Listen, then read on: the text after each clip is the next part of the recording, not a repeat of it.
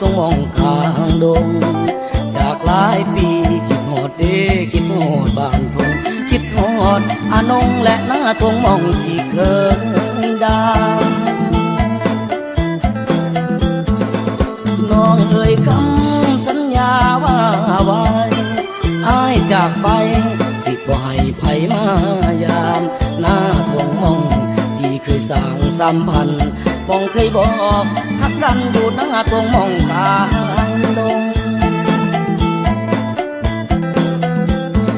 คิดฮอดอีลี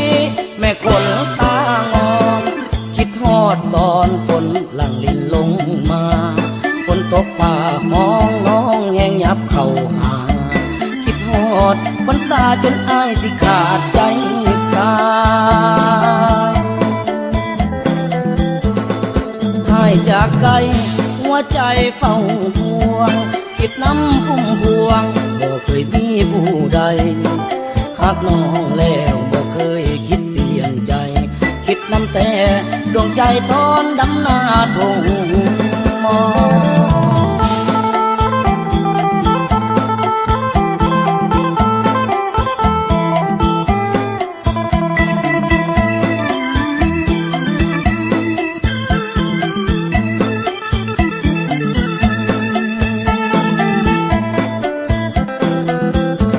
คิดฮอดอีลี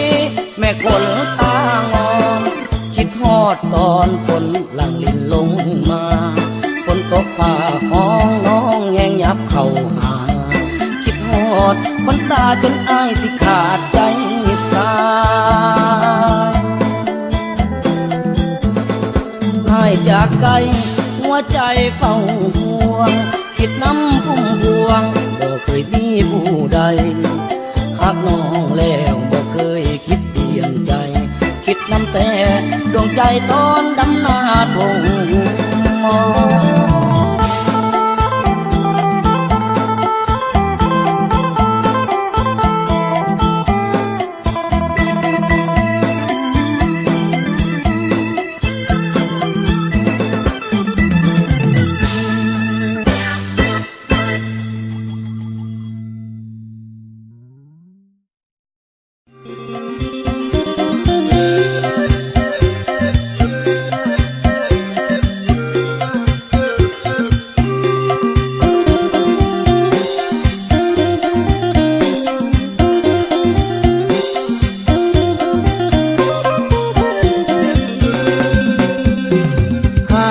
กินน้ำเสียงตู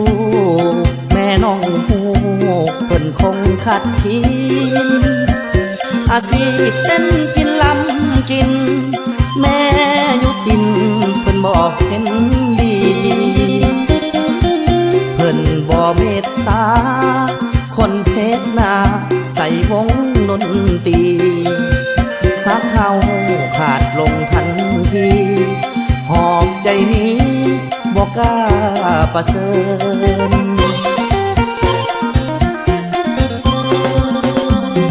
แม่น้องนั้นเพิ่นหูว่าอายสู่หาเงินหลายทางกลางเว้นเฮ็ดงานแน่นอังว่างกลางคืนของลำหาเงินหีบผมเงินคำหวังนำไปแต่งลูกสาวเพิ่นแต่ว่าแม่น้องเพิ่นเมินเพิ่นเลือกคนที่ดีไว้แล้วเหลือใจบุญอายบ่สมอานงอาชีพอายบ่มั่นคงขึ้นลงคงบ่พอแจวแม่น้องเพิ่นสั่ง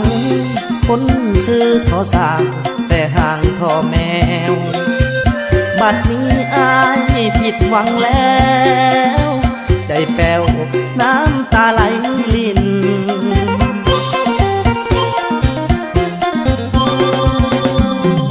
หากินน้ำเสียงตูไอทนสู่หาเงินล้านทางเพื่อหวังหาเงินแต่งงานเพิ่นขวางทางทักเลยสู่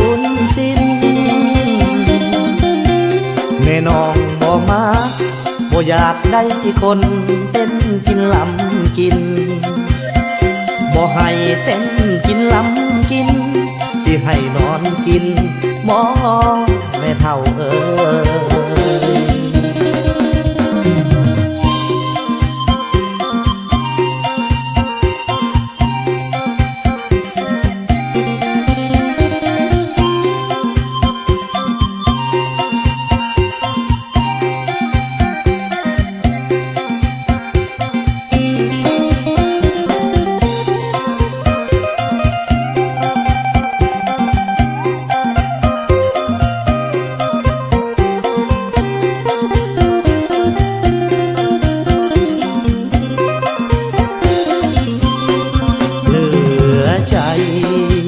บุญอาย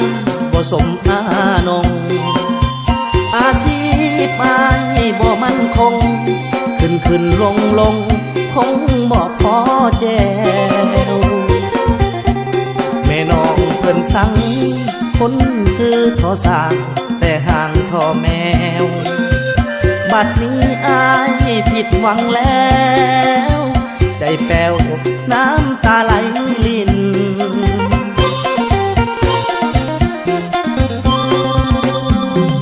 หากินน้ำเสียงตูไอทนสู่หาเงินล้านทางเพื่อหวังหาเงินแต่งนางเพิ่นขวางทางตักเลยสูญสิ้นแม่น้องบ่มาบ่อยากได้คนเต้นกินลำกินบ่ให้เต้นกินลำกินสิให้นอนกินหมอแม่เฒ่าเอ้ย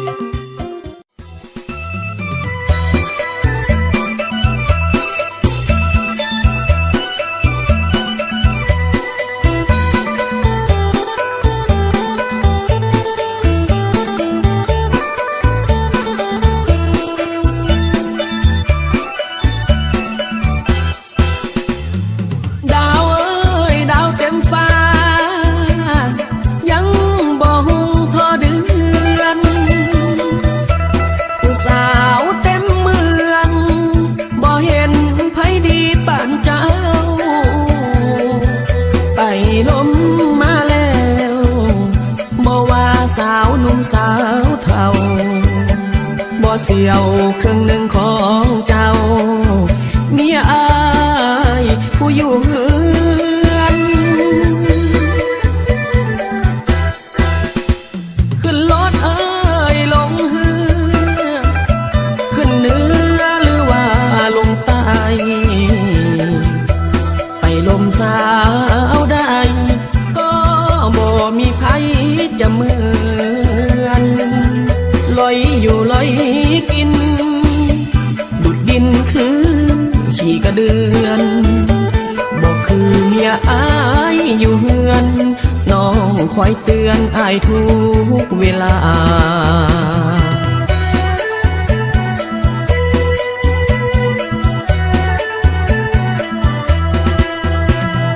บางคนงามแต่หูจูบบ่หอมก็คือเก่า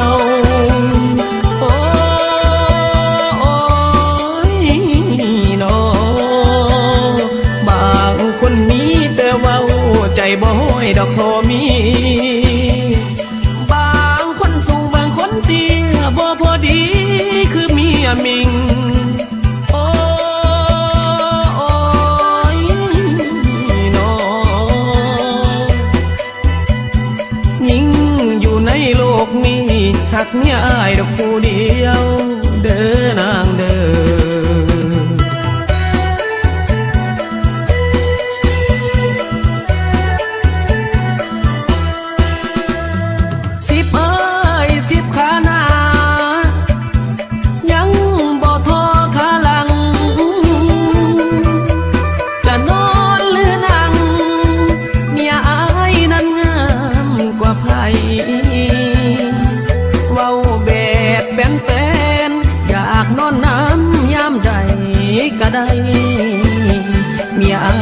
คนมีน้ำใจ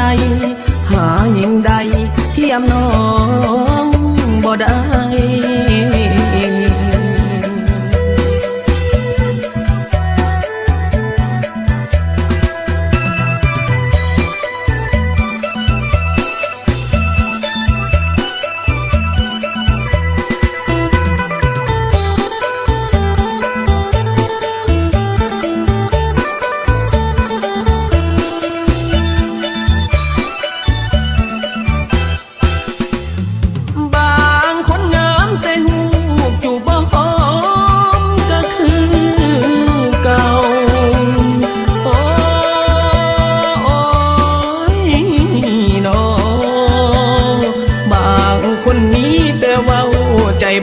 ดอกพอมี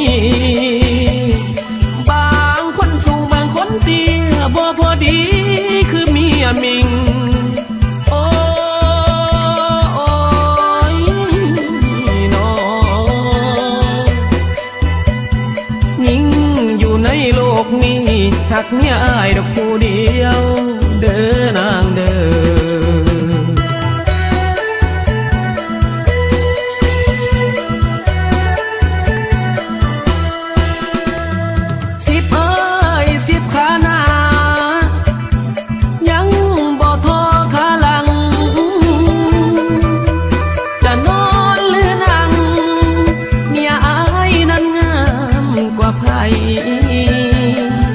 เว้าแบบเป็นอยากนอนน้ำยามใดก็ได้เมียอ้ายคนมีน้ำใจหาหญิงใดเทียมน้องบ่ได้ เ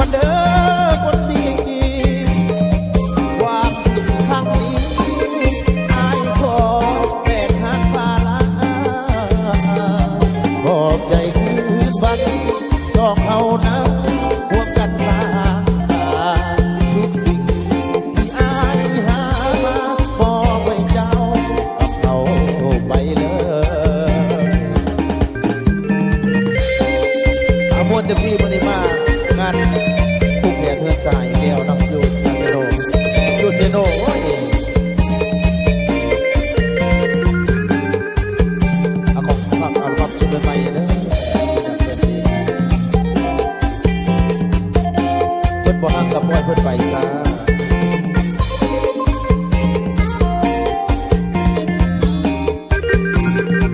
ความดีสร้างว่าผมบอกมีค่าเท่าก้อยเจ้าจิตใจลอยปล่อยหาให้เขาจนได้ให้หูหลักฐานโอ้ฟ้าฟ้าผ่ากลางใจนึกภาพเจ้าเห็นใจอายปวดหัวใจแสบในอุราอายดีบ่พอขอลาก่อนเด้อคนดีว่าผิดครั้งนี้อายขอแบกหางปลาลาบอกใจคืนวันรอเขานะพวกกันสร้างสาทุกสิ่งที่อายหามามอบให้เจ้ากับเขาไปเลย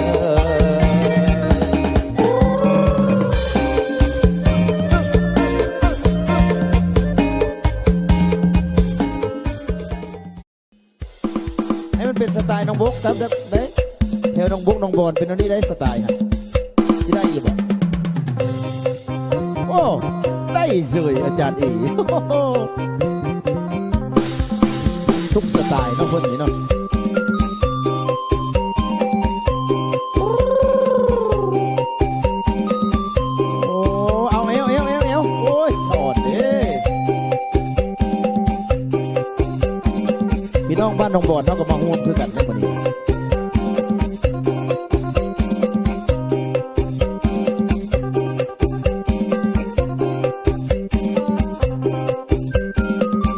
เลิกการ4 โมงมือจกทงมัวคุณมัวปีมูโทรศัพท์นั้นนี้บอกว่าถ้าอยู่หานจามเอ็นให้มาหาเฮา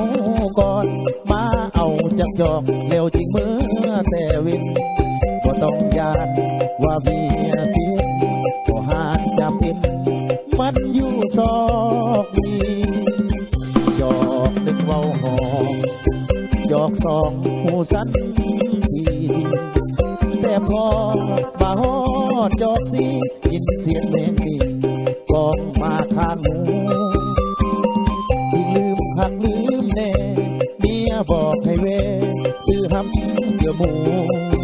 แลนดียานแต่กกหูเมียสิงานหูยานแน่นอ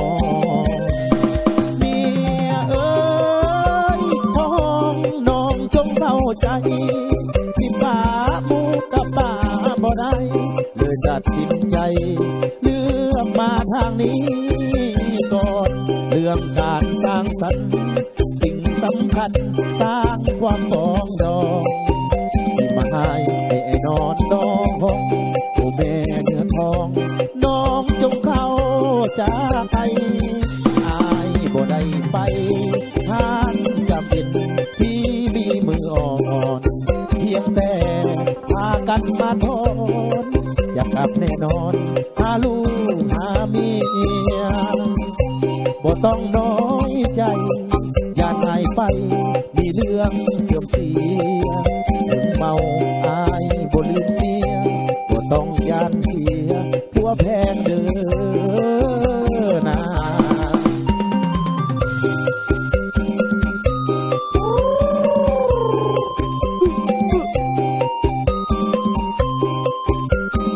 บ่ได้ไปทางไหนเด้อเมียเด้อ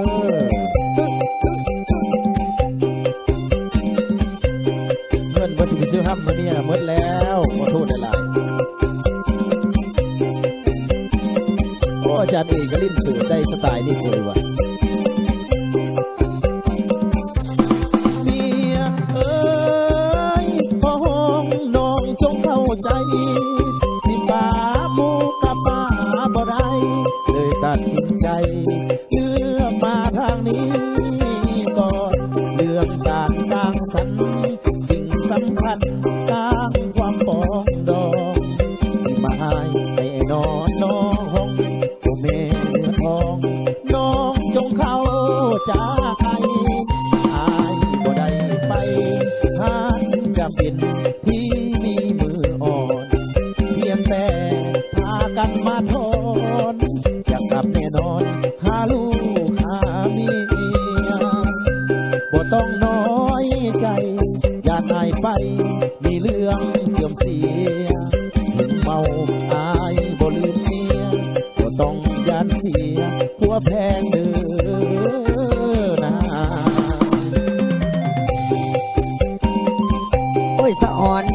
ออดแอวได้ถอดแอวหางเครื่องเด้เป็นทหารอาจารย์ที่บอดนั่นแนวไว้เด้อพอเห็นแล้วก็ลดใจขึ้นเอาขอบใจน้ำปากกูเด้อเดี๋ยวมาฟอดเด้อขอให้สุขภาพเข้มแข็งร่ำรวยเงินทองกันแล้วกันเด้อเอาไปเงาสัตว์คอยขันเอาเพลงนี้ขึ้นมาก็อุ้งใจน้ำหนักเครื่องมันกดมาโต๊ดเนี่ย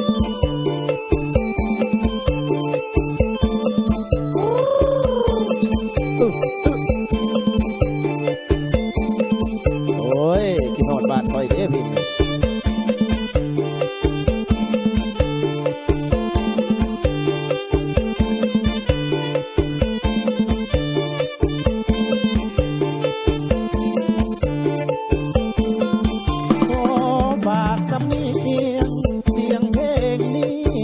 สายโลกผม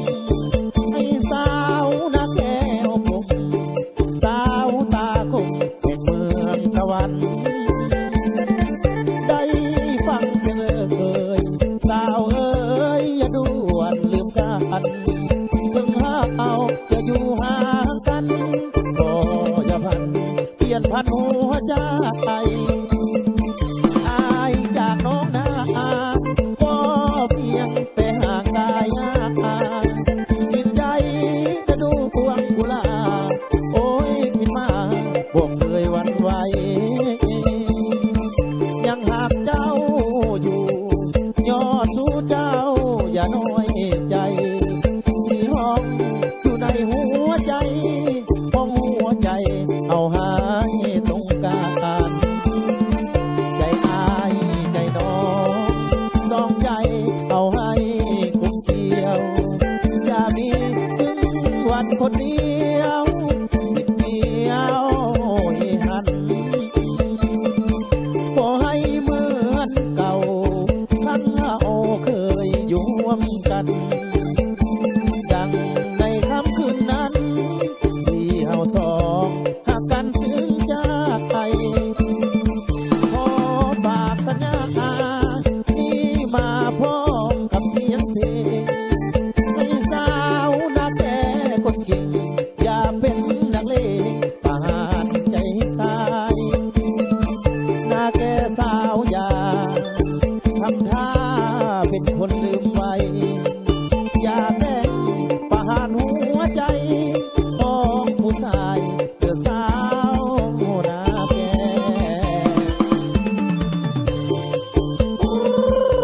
เงาพี่น้องทางบ้านทางบ่อนเงา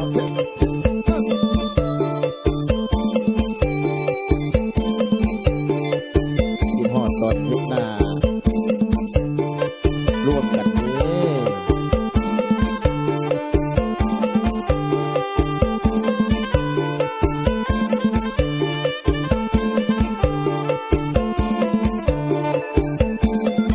ใจอายใจน้อง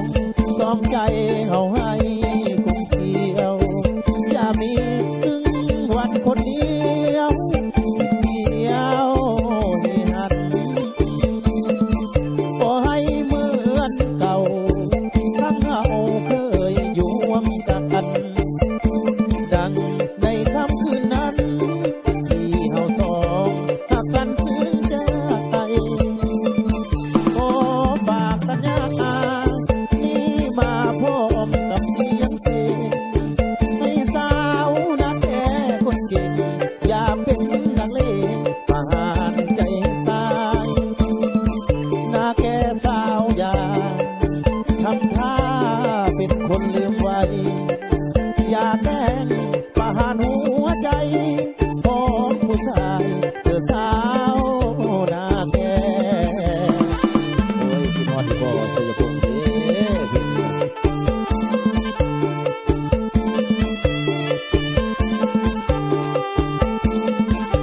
กินหอดคือการเมื่อกระไดโอ้กินหอดเราหลายๆเอาขอบใจเด้อน้ำมีน้ำนองกันแล้วกันเด้อ